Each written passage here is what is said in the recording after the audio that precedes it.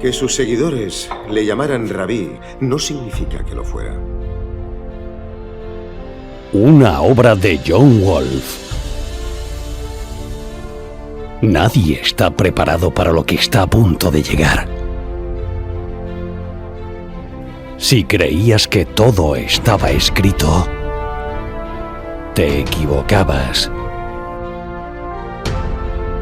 En 2021, el secreto será revelado. El Nazareno estaba hecho de carne y hueso, y lo hemos despedazado. Se dispuso con los impíos su sepultura, más con los ricos su muerte. Conoces la profecía de Isaías. Para los débiles de mente has hecho que parezca que se ha cumplido la profecía. Todo final tiene un principio. Me llamo Bruno Di Blasi. Y esta es mi historia. Codex Magdala, Génesis. Voy a seguir obrando como considere oportuno hasta que tenga lo que quiero. Y no voy a tener piedad. Y Yeshua ha dicho: yo os daré lo que ningún ojo ha visto, y ningún oído ha escuchado, y ninguna mano ha tocado, y que no ha surgido en la mente humana. Texto apócrifo de Santo Tomás Dídimo. Manuscritos del Mar Muerto. Necesito que me confirmes algo. Cuando al Nazareno le fue dada sepultura, ¿estás seguro de que estaba muerto? Más información en yggdrasileditorial.es y en codexmagdala.com.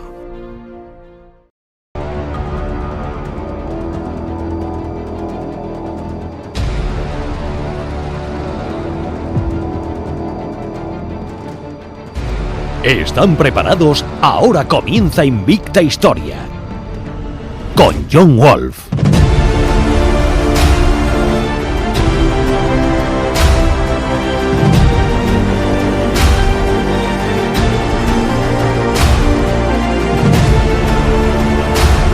Visita invictahistoria.es.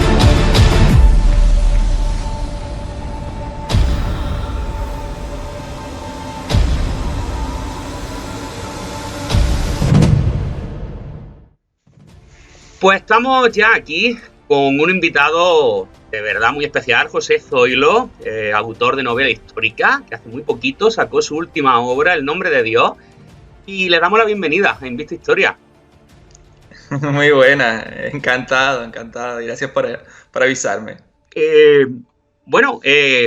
José, todos nuestros oyentes nos hablan mucho y nos piden que toquemos un poquito ese objeto de poder tan legendario, ¿no? Y que tanta historia tiene detrás, como por ejemplo es la mesa del rey Salomón, que tiene mucho que ver precisamente con tu última novela, ¿no es así? Pues sí. Al final es un poco una de las protagonistas de la novela, ¿no? Casi sin quererlo, pero al final es una de las protagonistas con la que se inicia, con la que se acaba, ¿no? Y no me extraña que les guste porque la verdad que es un tema apasionante, un tema muy, muy interesante. Muy, muy desconocido también, que eso también hace que el interés sea mayor, ¿no? Claro. ¿Cómo podemos definir esa mesa del rey Salomón? Sabes que hay muchísimas descripciones, pero para ti, ¿cuál sería, digamos, esa descripción más exacta?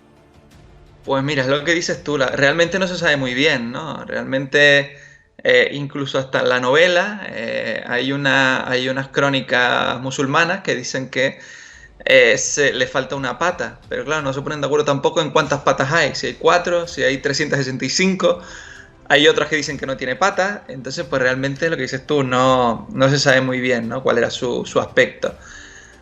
Así como otros artilugios hebreos de lo que era el templo de Salomón, pues más o menos sí hay pues algún relieve, algo, ¿no? Que más o menos pues tiene forma. La verdad que la mesa, pues bueno, hay alguna descripción por encima de cuajada de jade, de piedras preciosas, hecha en oro y plata, ¿no? Pero es verdad que no hay algo que podamos asumir como más real que las demás, ¿no? Empezando por el tema de las patas. Claro. Luego, por ejemplo, ¿cuál es la historia? ¿De dónde nace esa construcción de ese artículo? Exacto. Mira, realmente como es la mesa del rey Salomón, lógicamente, se entiende que era una mesa que tenía el rey Salomón en su momento en el reino de Judea, ¿no? Una mesa que, bueno, posteriormente se quiso ver como que era un poco la causante de todo el éxito militar y comercial que tuvo Salomón, ¿no? Después del reinado de David. Entonces, bueno, junto con esta mesa, pues hay muchos más objetos que a partir de un poquito después se empezaron a guardar en el templo de Salomón, ¿no? Y son objetos de la tradición judía que están allí, pues bueno, el Arca de la Alianza, que no sé si lo estabas contando también, ¿no? Pues son objetos que se guardan en el templo en el templo de Salomón, pues hasta que el templo de Salomón es destruido, ¿no? El templo de Salomón es destruido, pues como Salomón es algo un poco no muy histórico, no sabemos muy bien cuándo fue exactamente la fecha a la que estuvo, pero vamos a decir que 1000 años después, más o menos, ¿no? De cuando Salomón estaba en Judea, ¿no? Cuando en el año 70 Tito, el hijo de Vespasiano, es el que destruye Jerusalén, ¿no? Y entonces ahí es cuando se empieza a perder un poco la pista de todos estos objetos que habían estado guardados ahí durante casi 1000 años, ¿no? Claro, ahí es donde entra que si los romanos se la llevaron para Roma porque está en el arco de Tito, que si luego los visigodos, que entronca también mucho el tema visigodo con tu última obra. ¿Cuál es realmente que fue, tanto con el tema del arca, que ahora hablaremos un poquito también de ella, pero cuál crees que fue realmente esa trayectoria que pudo llevar este objeto de existir? Pues mira, de lo que hay por crónicas, ¿vale? De lo que hay por crónicas más o menos, pues bueno, parece claro que Tito se llevó a Roma pues un botín muy grande, donde estaba incluido todo lo que sacó del templo, ¿no? Y parece que permanece en Roma hasta la llegada de Alarico, lo que decías tú, ¿no? Hasta la llegada de los visigodos en el 410. En el 410 Alarico saquea Roma, un saqueo muy poco habitual, podríamos decir que es un saqueo pactado, ¿no? Pero claro, a cambio de una gran cantidad de riquezas, ¿no? Y dentro de las riquezas que se lleva, parece que se lleva parte del tesoro del rey Salomón, ¿no? Alarico no sobrevive mucho más después de saquear Roma, y bueno, él muere todavía en Italia, y hay una parte de su tesoro que lo entierran con él, creo que es cerca de Cosenza actualmente, ¿no? Y hay una parte que la entierran con él, no se sabe qué parte es la que entierran con él, ¿no? Realmente después los visigodos se van de ahí, se llegan a la Hispania romana, se establecen en Barcelona, ¿no? La Barcelona actual, y luego ya se establecen en lo que es Aquitania, ¿no? Eso es en el 415, un poquito más adelante. Pues 100 años después hay algunas crónicas visigodas que vuelven a nombrar la mesa, ¿vale? En el año 508, ¿vale? Cuando los francos expulsan a los visigodos de lo que es la Aquitania romana, ¿no? Y los hacen replegarse hasta Hispania, cuando realmente los visigodos pues empiezan a sentarse ya definitivamente en Hispania, ¿no? Y ahí hay alguna crónica que dice que entre los tesoros cada pueblo germánico tenía un tesoro real, ¿no? Que era el que iba acumulando a lo largo de generaciones. Pues parte de ese tesoro real, del tesoro germánico, se guarda en Carcasona, en la actual Carcasona, ¿no? Y bueno, ahí... Dime. En el sur de Francia.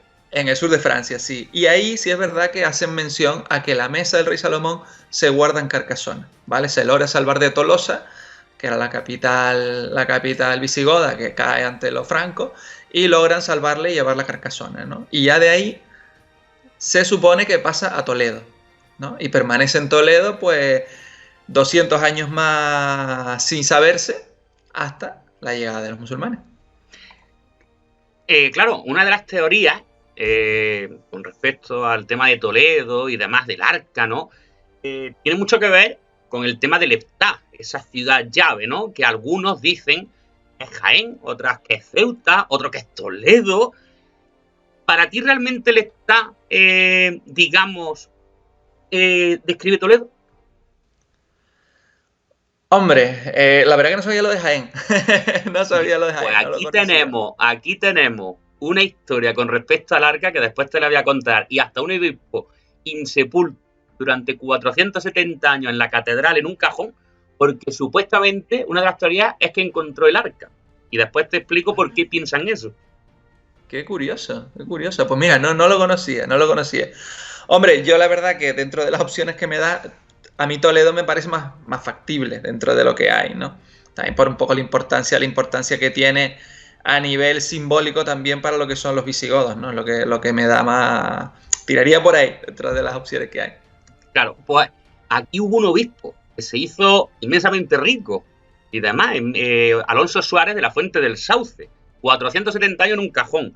Encontró algo, empezó a construir a los Saunier, que supongo que también conocerás la historia de Rennes. Sí. A los Saunier cambió su escudo de armas con la estrella de David de Salomón, con palmeras salomónicas y todo. Y claro, como estaba esa historia visigoda de que había un palacio con 7 candados, etcétera, lo atribuyen a lo que hoy es el Archivo Histórico Provincial de Jaén. Era un palacio que tenía candados, etcétera, y que un rey visigodo abrió. Entonces, ahí están los de Jaén con que el Arca de la Alianza pudo estar en Jaén, que si el tesoro de Guarrazar y otro de Don Jimeno eran de los más importantes. Es decir, por eso te he preguntado lo de Jaén. Pues qué curioso, pues no lo sabía, claro, yo siempre lo había dado como los alrededores de Toledo, ¿no? El típico, las cuevas siempre a los alrededores de Toledo, que es verdad que no se sabe muy bien por dónde andan, pero era un poco lo que yo he visto de las crónicas y al final lo que me guié yo también para la novela. Perfectísimo. Oye, que yo estaba en Toledo y yo me imaginaba el arca allí en las cuevas de Hércules, ¿eh? Y estaba allí abajo en las cuevas. Sí, es una maravilla, ¿eh? Qué bueno. Con respecto al arca, sabes que también se habla de que podría estar en Etiopía, etcétera, ¿no? Por el tema de Melelik, ¿no? ¿Crees posible ese sitio como en Aksum y demás, de que realmente a lo mejor pudiera haber un mínimo de probabilidad de que realmente tuvieran el arca allí, como ellos dicen? Hombre, es verdad que es muy curioso que en Etiopía hubiera personas de religión hebrea, de religión judía, ¿no? Es verdad que es muy, muy, muy curioso. Partiendo de ese punto, pues realmente no, yo no descartaría nada, o sea, no sabemos nada, pero es algo que me parece tan extraño que haya judíos en lo que es Etiopía, ¿no? Y que encima podamos hablar de que, bueno, la época de Salomón, la época de la reina de Saba, había cierto comercio, ¿no? Con esta zona de África, que es un poco pues cómo llega la religión, ¿no? Pues que vamos, que no más extraño me parece que haya creyentes de credo judío ahí, que pueda estar el arca. Muchos de nuestros oyentes tienen a los visigodos como un pueblo bárbaro, un pueblo guerrero. ¿Qué realidad y qué de mito hay en eso? Bueno, mira, a ver, todos los pueblos germánicos eran pueblos guerreros, con razón, ¿no? Vivían en una sociedad muy diferente a la que tenían los romanos, los hispanos-romanos, ¿no? Los britanos-romanos y todos los que había, ¿no? En la época en la que ellos llegan, pues todos los ciudadanos del imperio, la mayoría no quiere luchar, ¿no? Cada uno está en sus propios problemas personales y es una época donde además también reclutar gente para las legiones es muy complicado porque nadie quiere luchar. Incluso hay una época, cuando llegan justo en 400, en el año 400 más o menos, que hay un montón de ciudadanos que se empiezan a fracturar el dedo pulgar, porque entonces ya no podían ser alistados, porque no podían tomar las armas, ¿no? Y entonces, pues bueno, es una época donde nadie quiere luchar. En cambio, los pueblos germánicos y otros pueblos, ¿no? Como los alanos, que no eran de origen germánico, pues es gente que ha avanzado, a cada paso que ha dado ha sido gracias a lo que ha luchado, ¿no? Pero bueno, ¿cuáles son los más salvajes? O sea, realmente los visigodos son de los más civilizados, ¿no?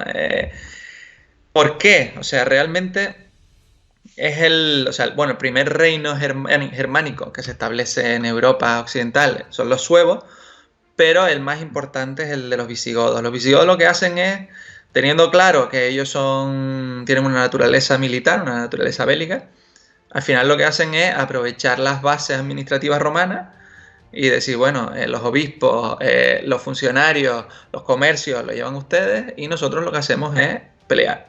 ¿no? Que es lo que se nos da. Entonces establecen una élite guerrera, que es un poco la que suplanta al ejército romano que está en descomposición, ¿no? Y entonces hay otros pueblos germánicos que, bueno, son un poco menos prácticos, por así decirlo, ¿no? Ujú. Y tal es así que, bueno, que ya cuando están en Hispania, ¿no? Cuando está Leovigildo, que es el primer rey visigodo, que podríamos decir que casi unifica toda la península, él levanta una ciudad, Recópolis, ¿no? Levanta Recópolis, además la levanta como para una simbología que se vea el poder que tiene el reino visigodo, ¿no? Y lo que hace él un poco es emular en ese entonces al emperador romano, al emperador bizantino que está en el otro extremo del Mediterráneo, ¿no? Él lo hace para que se vea que él es igual de digno que el emperador, ¿no? Levanta una ciudad que se la dedica a su hijo, ¿no? A Recaredo, que es el primer rey visigodo que se convierte al catolicismo, ¿no? Y entonces, pues bueno, te digo, es un pueblo que a lo largo de las generaciones pues es bastante refinado para lo habitual que suele ser para los pueblos germánicos, ¿no? En el momento de la llegada de los musulmanes hay muchos historiadores, principalmente ingleses, que suelen decir que el reino germánico más asentado en el territorio era el visigodo. Realmente, pese a que fue el que acabó en menos de 10 años bajo la bota musulmana, ¿no? Pero realmente estaba en un momento de mucho asentamiento, ¿no? ¿Crees que los visigodos son los grandes desconocidos de la historia europea? Mira, creo que desconocido, sí, claro, desconocido en el sentido de que no suelen prodigar mucho lo que son obras que se adentren en ellos con la historia tan interesante, ¿no?, que tienen. Sí, por un lado yo creo que sí, porque es un periodo interesantísimo de la génesis de la península, ¿no?, posterior. O sea, muchas de las cosas que ocurren después ya tienen su reflejo en esta época, ¿no? Ya podemos entender muchas cosas, ¿no?, de lo que ocurre después si sabemos lo que le pasó a los visigodos, ¿no? Y es verdad que como es un pueblo de transición, por así decirlo, ¿no?, no se le ha tomado muy en cuenta, no se le ha dado el interés que realmente tiene, ¿no?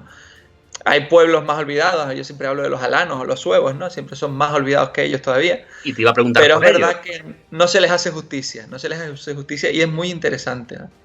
En las primeras obras tuyas, precisamente, que también te iba a preguntar de ello, no te iba a escapar, hablas precisamente de los alanos, los suevos, etcétera.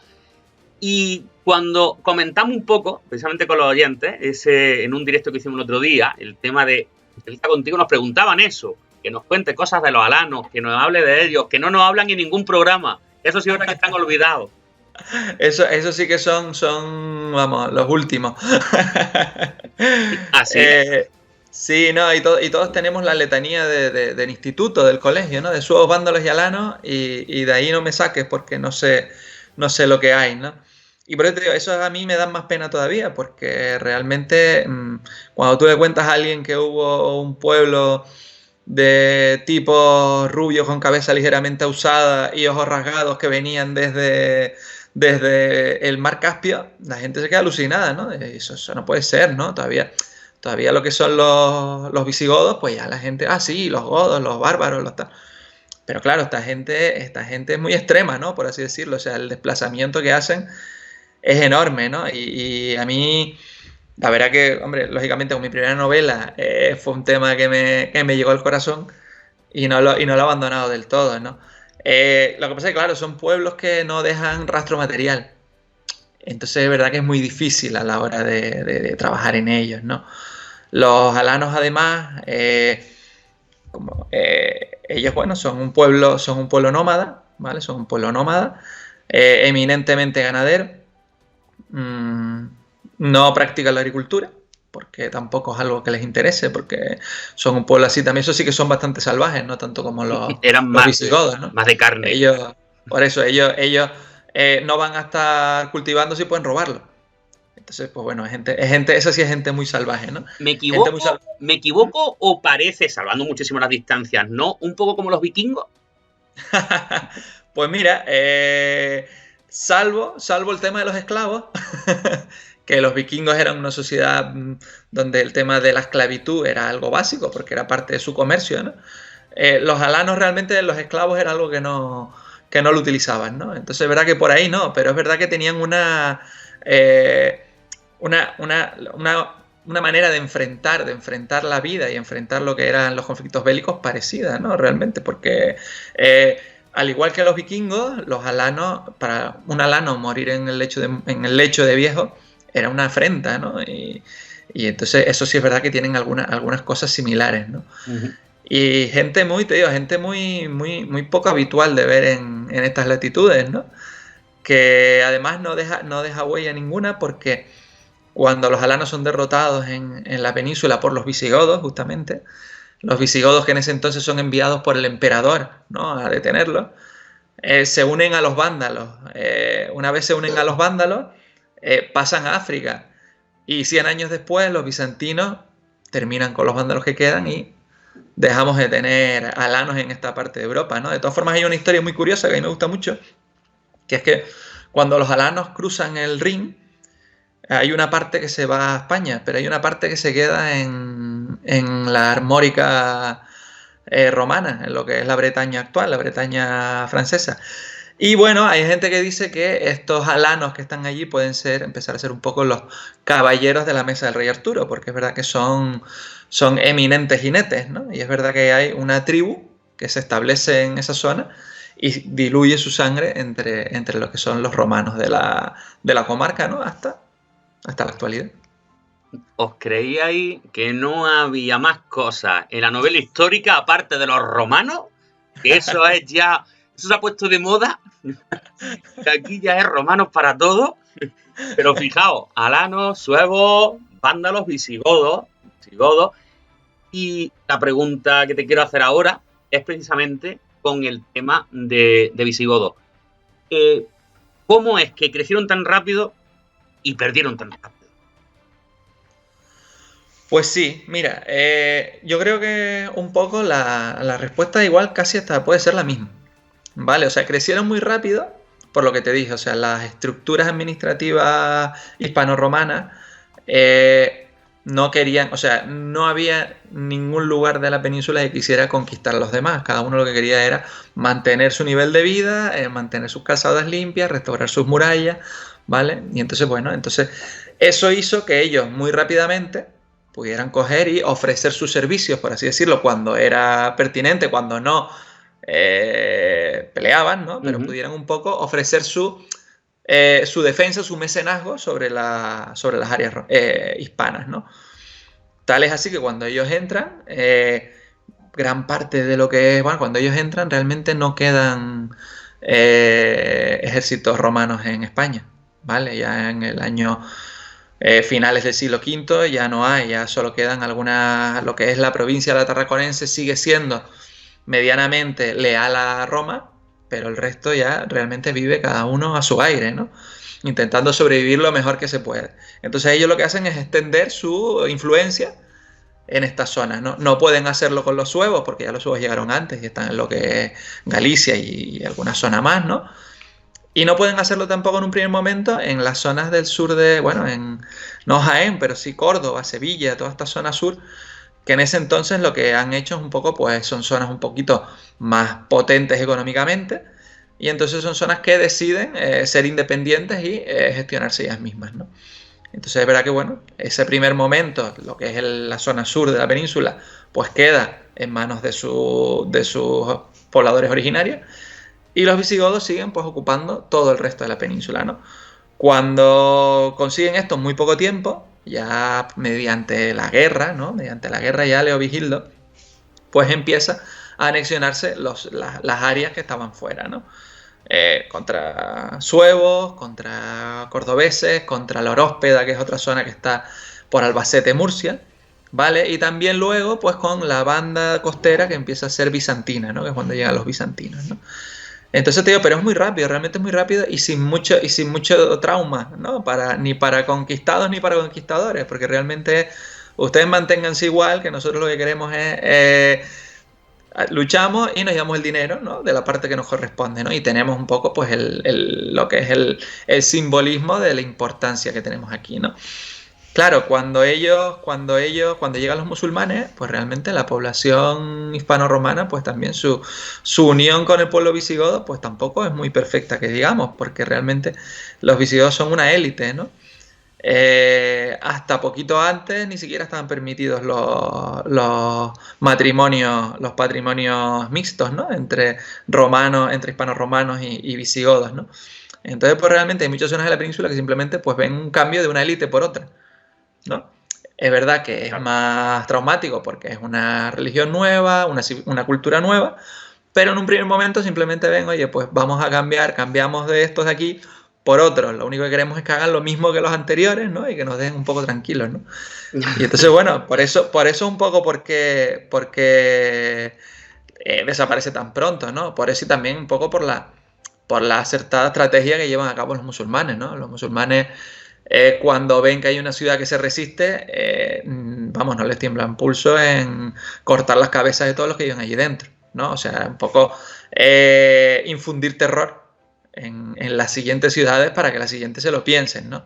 Y entonces ellos llevan un doble juego. Por un lado, tengo que ser salvaje en algunas ocasiones, y por otro, pues soy bastante generoso y firmo acuerdos para, pues hay nobles visigodos que continúan gobernando sus regiones estando con los musulmanes, ¿no? Incluso algunos sin llegar a convertirse, ¿no? Entonces, pues ellos usan ese doble juego, ¿no? El poli bueno, poli malo, pues terminan usándolo mucho. Luego nos preguntan también, ¿no? Por esa frase que parece ser, ¿no? Que se me olvidó hacer, te la he visto ahora, entraba dentro de la mesa del rey Salomón, Sen Semasforá. Si realmente eso era como, digamos, como el nombre de Dios o una oración a Dios, ¿qué era eso? Claro, no se sabe mucho, o sea, realmente no se sabe mucho. Lo más habitual es que se quiera ver qué es el verdadero nombre de Dios, ¿no? Pero es verdad que es algo que no se sabe mucho, ¿no? Es un elemento que para una obra de ficción es perfecta, porque te da pie a jugar mucho, ¿no? Y a poder un poco inventar, ¿no? Que no todo puede ser, o sea, son obras de ficción, o sea, el rigor histórico está en el escenario, está en relaciones entre los personajes históricos de verdad, pero claro, luego tienes que jugar también con algo de ficción, ¿no? Y un objeto como este da un montón de juego, ¿no? Y desde lo que dices tú, desde el nombre, desde a qué pasó con la pata, desde dónde acabó, ¿no? Eso es gloria bendita para que ficción. Que se lo digan con el arca Steven Spielberg, ¿no? Y Indiana Jones. ¿Qué es lo que se van a encontrar los lectores en el nombre de Dios? Pues mira, es una novela, como dices tú, de un periodo poco tratado, porque realmente los visigodos no se tratan mucho, y la caída del reino visigodo se trata menos, o sea, realmente es algo que no se suele tratar. Generalmente nos vamos ya a lo que es Covadonga, ¿no? Y nos vamos a Covadonga y a Pelayo, y ya a partir de ahí empezamos otro discurso, ¿no? Pero yo lo que quería era un poco rememorar los últimos años del reino visigodo, ¿no? Ese periodo de descomposición, ¿no? Como dices tú, tan rápido, tan poco esperado, ¿no? De cómo unas estructuras tan grandes desaparecen en 10 años, ¿no? Y entonces a mí me gustaba mucho esa parte, ¿no? Ver un poco, investigar en qué pasó y ponerlo sobre el papel, ¿no? Ver un poco las reacciones de todos, ¿no? De los que llegan y de los que se quedan y de los que se van, porque también están los que se van, ¿no?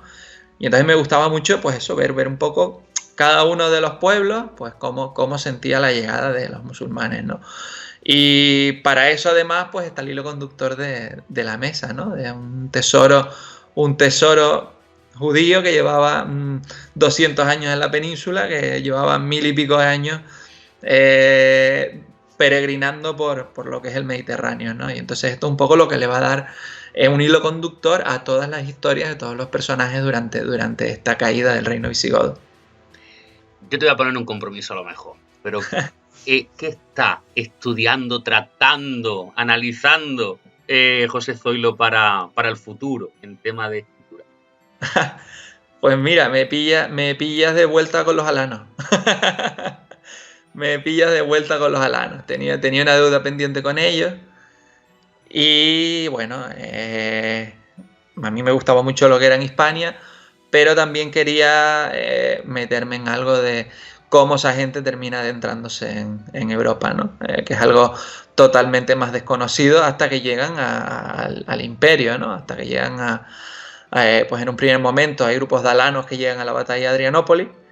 Pues hasta ahí realmente es algo donde no podemos saber casi nada, porque donde vivían no hay estructura, lo poco que tenemos es de Amiano Marcelino, que lo veías del otro lado, y bueno, esa es la parte que me toca ahora investigar y ver si es posible sacar de ahí una novela, que claro, primero hay que investigar y luego hay que ver si lo que investigas, por mucho que te guste, tiene mimbres como para sacar una novela, ¿no? Pues yo te voy a decir una cosa, te voy a invitar, cuando pase todo esto del estado de alarma, te voy a invitar a dos cosas. La primera, unas buenas tapas de Jaén. Primero, son increíbles. Y vamos a visitar ese sitio, esa catedral de Jaén, que además en Arjona, no sé si también lo sabes, está la lápida templaria, que también tiene mucha relación, dicen, con el tema de la mesa y demás del Rey Salomón. Y vamos a hacer una ruta, a ver si te convencemos de que toca un poquito Jaén. En la siguiente hora, que nos tienen muy olvidados, José, nos tienen muy olvidados. Yo encantado, vamos, te tomo por la palabra. Pues, José, de verdad, muchísimas gracias por este tiempo, ¿vale? Y lo que te dije antes, que cualquier cosa que necesites, sabes dónde estamos. Muchísimas gracias a ti y a todos los oyentes, de verdad que ha sido un rato estupendo, que cuando quieran vuelvo encantado. Muchas gracias. ¿Vale? De nada.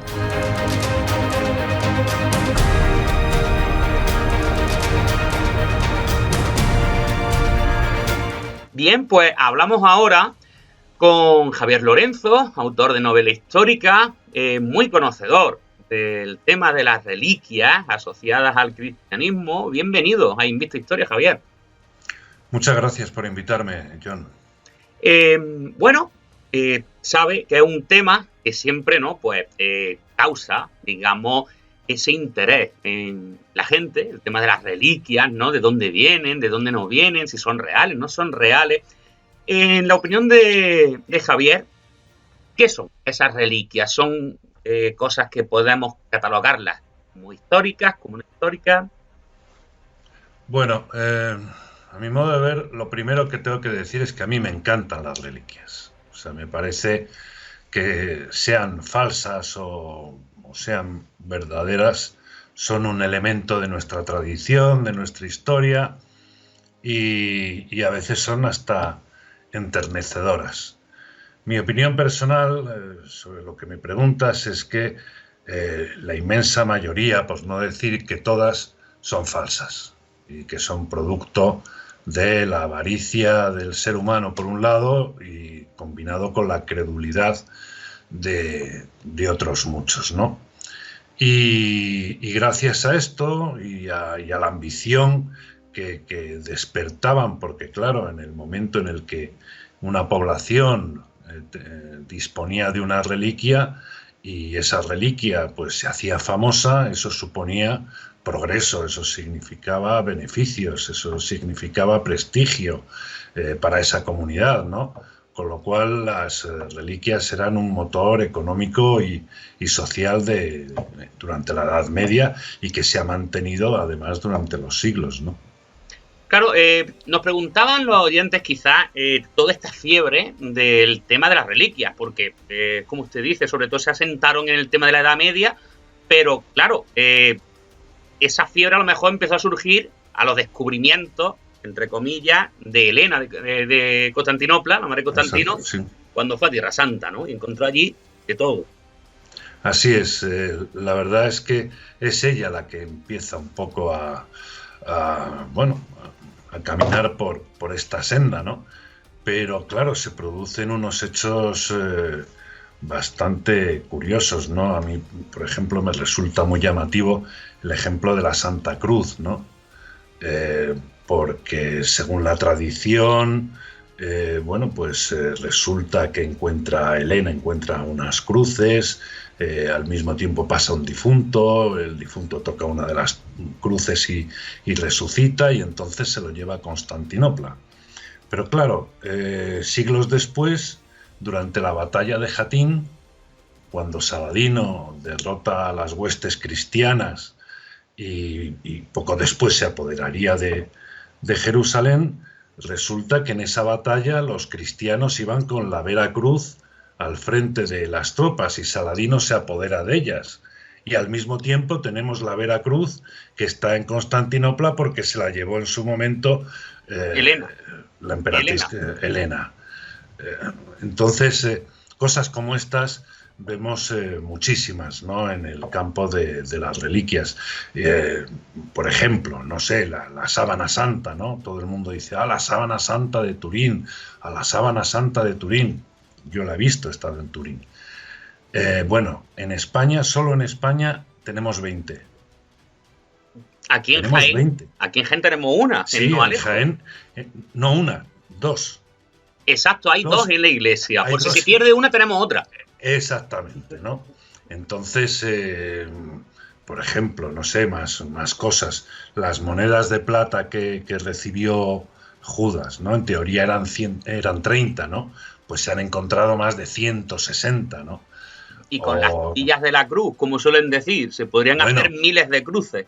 Exactamente, ¿no? Los clavos de Cristo, que se podría montar una ferretería, ¿no? O no digamos ya, hay una reliquia que, bueno, hay muchísimas curiosas, ¿no? Pero está, por ejemplo, de San Juan Bautista, la cabeza. Que hay cabezas distribuidas por todo el mundo.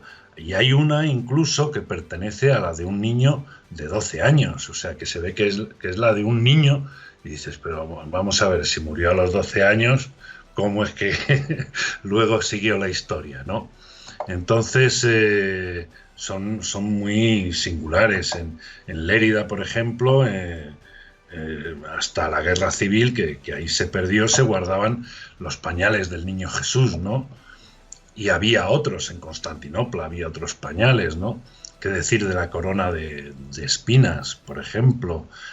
Y luego otras tan peculiares que ya es que no sabes si reírte o inspiran ternura, ¿no? Sí, yo cuando escuché el del estornudo del Espíritu Santo, el aliento de José cuando se entera de que María está embarazada, gotas de leche de María, o sea... Exactamente, sí. Por ejemplo, el prepucio del niño Jesús, ¿no? Que hubo hasta una orden militar en Gran Bretaña que eran los santos caballeros los caballeros del Santo Prepucio, ¿no? Pues de este prepucio se han llegado a encontrar 17 prepucios repartidos también por todo el mundo, ¿no? O no sé si lo que dices, desde luego, del estornudo del Espíritu Santo es realmente singular, ¿no? El suspiro de San José, un aliento de la Virgen, en fin, la imaginación ahí ha hecho maravillas, ¿no? Porque la pluma del arcángel San Gabriel, por ejemplo, ¿no? Que, en fin, y además que te lo explican, ¿no? O las barbas del diablo, ¿no? Que se las arrancó Cristo durante los 3 días que estuvo enterrado, ¿no? Bueno, hasta que resucitó, estuvo muerto hasta que resucitó, y parece ser que ahí combatió con el diablo y le arrancó unos pelos de la barba. Entonces, evidentemente, yo lo que hago en mi novela, ¿no? En la novela de Sancho Martín, es recrear a un personaje que se dedicara al tráfico, a la trata de reliquias, y cómo se las iría imaginando, ¿no? Me imagino que yo también creo que estaría tomándose una copa de vino y diciendo, ¿y ahora qué me voy a inventar, no? Pues ahora esto, y ahora lo otro, y ahora lo de más allá, ¿no? O sea, alguien tuvo que hacerlo, ¿no? Porque es evidente que era una estafa, ¿no? Hasta tal punto que en un concilio también, pocos años después de lo que comento en la novela, los primeros años del siglo XIII, la Iglesia Católica prohíbe la compra-venta de reliquias.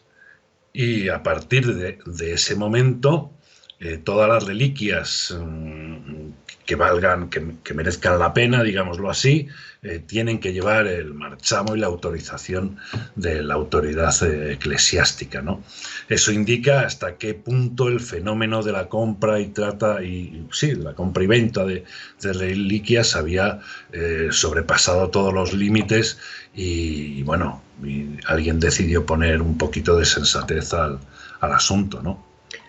Claro, porque ya no solo se trataba de, digamos, de reliquias, de objetos que en teoría, ¿no?, habían estado, digamos, en poder de Jesús, de cercanos a él, o partes de su cuerpo de santos, sino que ya se hablaba incluso, para generar incluso en pueblos más ingresos, más visitas de fieles, que era lo que se traducía, más ingresos, reliquias por contacto. Es, por ejemplo, sí, lo que mencionaba de las 2 sábanas que tenemos aquí en Noalejo, que en teoría son unos mantos de lino que se han puesto en contacto con la sábana santa y ya tenemos 2 sábanas santas. Uh-huh. Hay que imaginarse lo que era un templo bizantino, por ejemplo, en aquella época, en el siglo XI, el siglo XII, cómo cada iglesia en Constantinopla tenía una reliquia o a veces muchas, del manto de la Virgen, en fin, 1000 cosas. Y cómo había una afluencia de fieles que provenían de todas partes del mundo, desde las estepas rusas hasta Portugal o Gran Bretaña, y cómo, en fin, cuando lees a los narradores de la época, ¿no?, y cómo comentan, pues que había unos monjes que estaban con palos, pendientes de que nadie hiciera ninguna tropelía, y entonces se acercaban y lo que hacían era, había veces que no les permitían tocar con las manos y entonces a lo mejor utilizaban un cayado, utilizaban un sombrero, y luego esos objetos a su vez, por haber estado en contacto con aquella reliquia, cuando volvían a su pueblo se convertían en objetos de culto, ¿no?, y de veneración. Bueno, esa transmisión por ósmosis casi, ¿no? En fin, es como el COVID de Marras, ¿no? Sí, sí. se extiende y dices, bueno, a ver cómo lo evitamos, ¿no? A ver cómo termina esto, ¿no? ¿Hay alguna, digamos, reliquia que en un momento dado le haya parecido que tiene una cronología o una historia que realmente pueda tener más fundamento? La verdad es que no. O sea, yo, por ejemplo, he estado en Santo Toribio de Liébana, donde se custodia el mayor trozo del Lignum Crucis, de la Santa Cruz que hay en el mundo. Y sí, en fin, todo lo que lo envuelve, pues impulsa a la veneración. Pero yo dudo mucho, ¿no? Sin embargo, yo siempre dejo un resquicio, ¿no? Una puerta abierta por cosas que han pasado en mi vida que son inexplicables, que de repente dices, bueno, esto, vale, no pongamos la religión de por medio, pero aquí tiene que haber una energía, tiene que haber algo que ni yo ni la ciencia actual puede explicar. Mira, te voy a poner un ejemplo. Hace como cosa de 8 años o algo así, bueno, documentándome para el libro, pero por otros asuntos estuve en Israel, visité Acre, Jerusalén, en fin, todos los santos lugares. Y me bañé en el río Jordán. Y de allí me traje una botella de agua que luego a mis amigos católicos, incluso para bautizar a sus hijos y demás, les he ido dando de ese agua. Un agua que ya te digo, recogida en una botella de plástico normal, ¿no? Que ahí sigue, ¿no? Todavía me queda un culín, digámoslo así, ¿no? Y mi mujer, la verdad es que se sorprende mucho, y yo no sé hasta qué punto tiene razón o no, ¿no? Pero después de tanto tiempo en esa botella, tú miras ese agua y es absolutamente transparente, está absolutamente límpida, no tiene ningún tipo de... Y cuando tú ves el río, es un río de aguas más bien un poco verdosas, ¿no? Lo que viene a ser un río, no es un río de aguas transparentes, ¿no? Entonces yo no sé hasta qué punto, yo lo que le digo es, digo, hombre, yo creo que si guardaras durante 8 años... agua normal del grifo en una botella seguiría así, pero como nunca he hecho el experimento de guardar 8 años un agua de grifo normal y corriente, claro, pues no sé hasta qué punto es así o no es así, pero sí es cierto que lo que permanece ahí es de o transmite una pureza y una limpidez absolutas, ¿no? Mencionando que ha estado en el tema de los santos lugares, como se suele mencionar, ¿cree que realmente hay, digamos, pruebas o hay una base para que el Santo Sepulcro fuese donde está el tema del tabernáculo, es decir, esos sitios, esa vía, incluso esa vía dolorosa, que últimamente se está poniendo en duda? Sí. Es que se mezcla la leyenda con la tradición, Hombre, yo cuando voy allí me enseñan, pues bueno, esta es la cueva de donde estuvo la Virgen con el niño, tal, o aquí fue donde bautizaron. Evidentemente, cuando vas por allí, tú notas que hay una energía, hay una fuerza, hay algo que flota en el ambiente, ¿no? Tanto si vas, por ejemplo, a la zona árabe, ¿no? En la explanada de las mezquitas, ¿no? Como si vas a estos grandes símbolos de la cristiandad, ¿no? En muchos de ellos notas una fuerza y desde luego las piedras que ves son antiguas, son de la época romana. Yo tengo que manifestarme como absolutamente escéptico, pero al mismo tiempo, ya te digo, dejo un resquicio, ¿no? Y evidentemente sí hay sitios que corresponden con evidencias históricas que coinciden, ¿no? O sea, pues bien, Jesucristo fue un personaje histórico, no es una invención, ¿no? O sea, consta en los papeles, ¿no? De los romanos que lo apuntaban todo, ¿no? Incluso Flavio Josefo habla de que existió Jesús, o sea, negar la existencia histórica de Jesús a un error. Otra cosa ya es el Jesucristo. Exactamente, totalmente de acuerdo.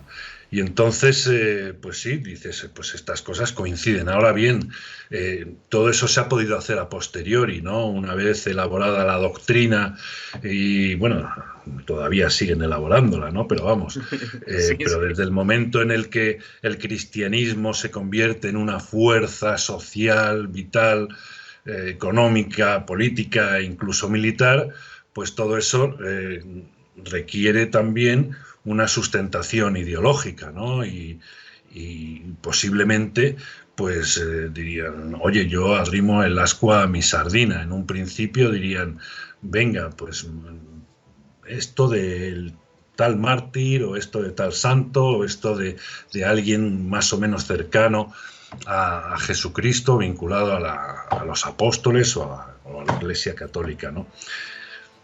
Yo creo que es eso, ¿no? O sea, ese fue el motor, el despegue que hizo que proliferaran tantísimas reliquias, ¿no? El afán de la Iglesia Católica por consolidarse como un poder terrenal, ¿no? Y las reliquias pues serán un elemento de marketing de primera magnitud, ¿no? Sobre todo en aquella época. Una pregunta de los oyentes cuando anunciamos en un directo este programa con usted era en torno a 2 reliquias, a ver su opinión. Pero vamos, ya no la vamos a poder esperar. El Santo Cáliz de Valencia y la lanza sagrada de Hotspur. De Longinos, sí. Del Santo Cáliz también hay repartidos muchísimos, ¿no? Tal vez el de Valencia sea también lo he visto, lógicamente,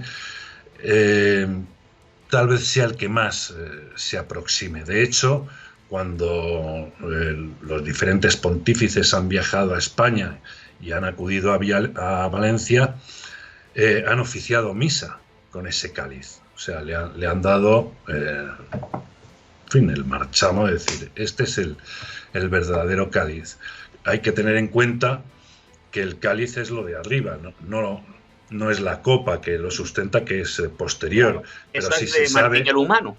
Exactamente, pero sí se sabe que la piedra... La piedra de ágata de arriba.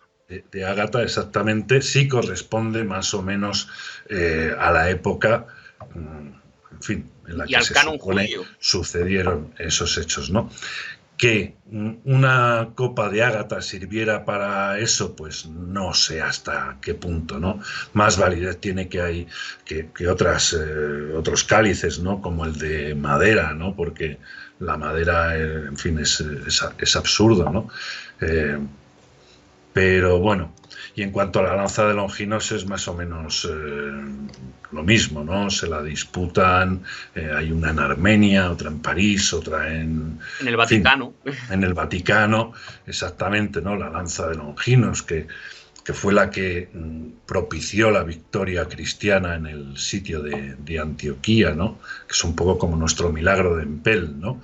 Que de repente encuentras, en un caso, la lanza sagrada, en el caso de Empel encuentras la imagen de la Virgen, ¿no? de la Inmaculada, y a raíz de eso se produce un hecho de armas favorable y eso ya dices, pues ya lo tenemos todo hecho, ¿no? Insisto, me gustan las reliquias como me gustan las leyendas. Voy al acueducto de Segovia y la historia de la última piedra, el diablo, el rayo de sol, me maravilla y eso creo que no debe perderse. Ahora bien, si nos ponemos racionales, yo creo que hay que ser pues muy cautos y en fin, y con todo el respeto hacia la espiritualidad y la religiosidad de las personas, yo creo sinceramente que son una estafa, ¿no? No le veo yo a usted pujando en esta de Bay, ¿verdad? Por una reliquia, no le veo, ¿no? Hombre, no sé, a lo mejor con una de las monedas de plata de Judas, que sería como el Bitcoin de la época, ¿no? Háblenos un poquito de su último trabajo, que se publicó en 2020. Háblenos un poquito. Bueno, aquí tenéis a La criatura, El caballero verde. Es un libro que tardé no mucho en escribirlo, pero sí durante mucho tiempo, ¿no? No sé por qué entré en una especie de crisis y dejé de escribir y no me había ido mal. Había tenido un éxito como El último soldurio, el Crocota, en fin, el caudillo cántabro que se enfrentó a Augusto.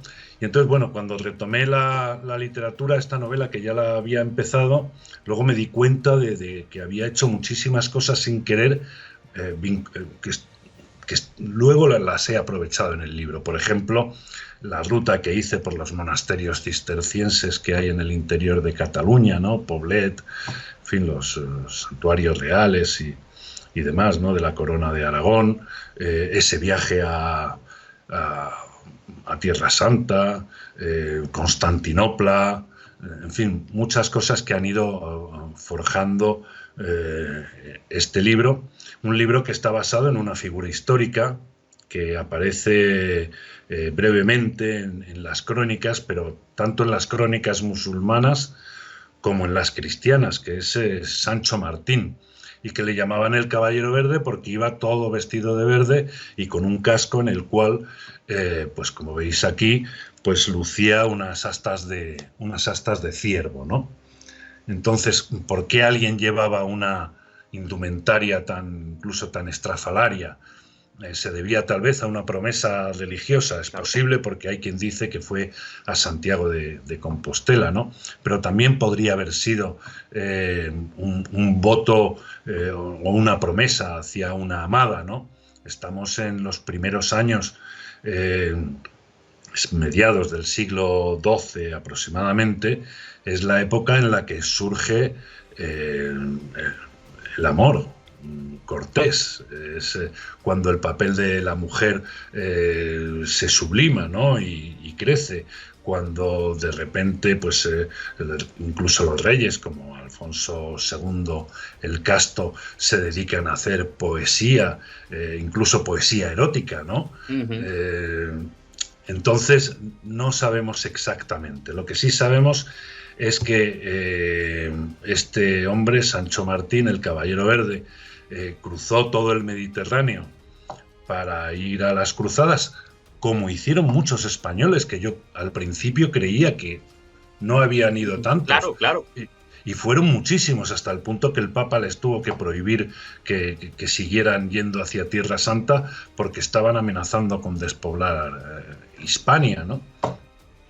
Entonces, bueno, pues este hombre llega hasta allí, se hace amigo de Conrado de Montferrato, uno de los grandes líderes de aquella época, y resulta que junto con él, y él llevando apenas una guardia de 12 hombres, se enfrenta a Saladino y le derrota en 2 ocasiones, tanto en el sitio de Tiro como en el sitio de Trípoli. El Trípoli no de Libia, sino el del Líbano.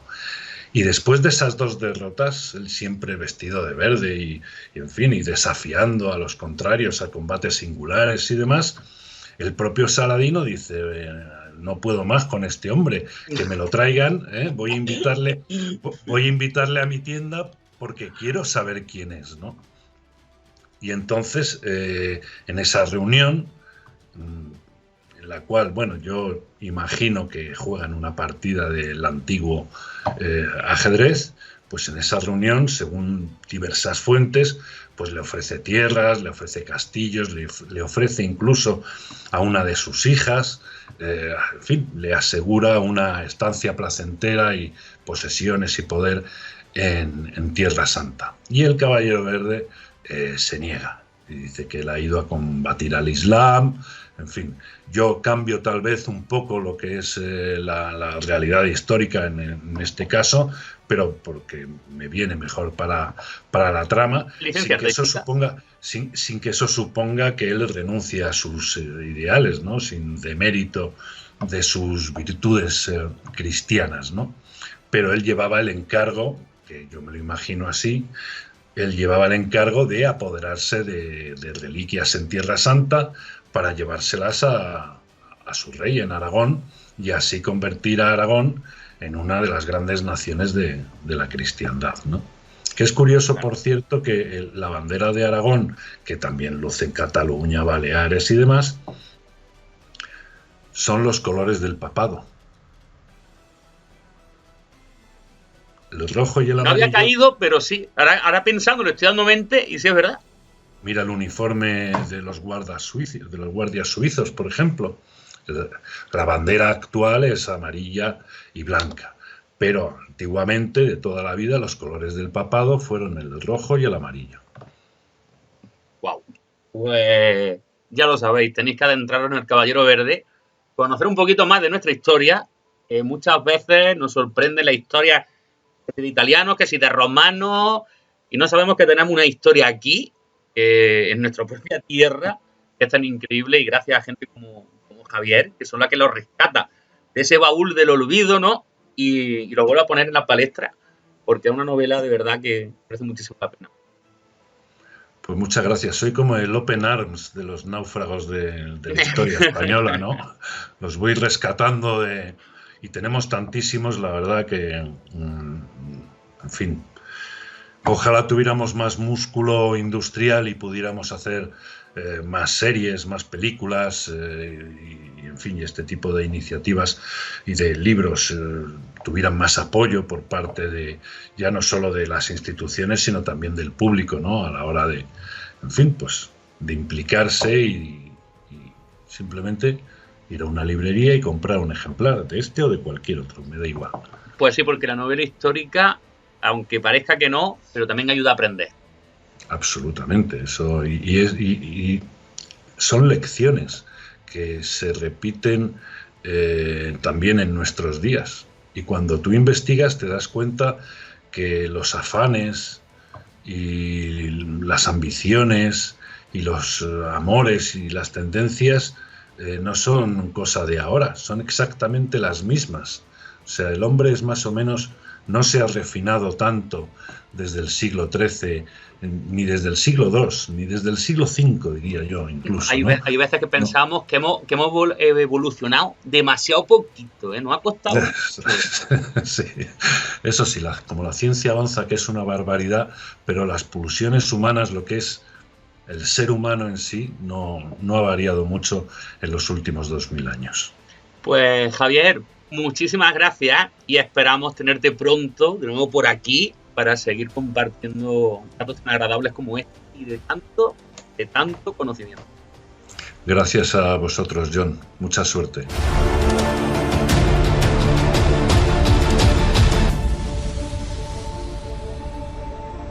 Síguenos en Facebook, iVoox y en la página oficial invictahistoria.es.